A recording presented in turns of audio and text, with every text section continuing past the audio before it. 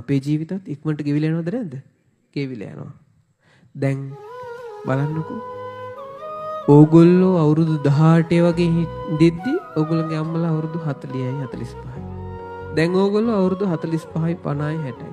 ඕගොල්ලන්ගේ අම්මලා දැන් නැන්දලා වෙලා හිටපුවා දැන් කවුද? ආච්චිලා. ඕගොල්ලෝ දුවලා වෙලා හිටියා. ඕගොල්ලෝ පුතාලා වෙලා හිටියා. දැන් කවුද? දැන් අම්මලා මාමලා ලොකු අම්මලා වෙනවා. දැන් ඕගොල්ලෝගේ දරුවෝ ඕගොල්ලෝ අවුරුදු 18 20ට පායනවා. ඒගොල්ලෝ ඕගොල්ලෝ වගේ වෙද්දි මොකද වෙන්නේ? ඕගොල්ලෝ කවුද එතකොට? ආච්චිලා සීයලා. මොකද වෙලා තියෙන්නේ?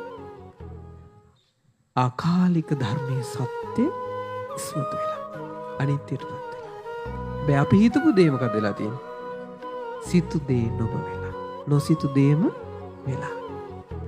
බුදුරජාණන් වහන්සේ දේශනා කරනවා මේ දිවිය මේ ජීවිතේ වේගෙන් ගෙවිලා යනවා.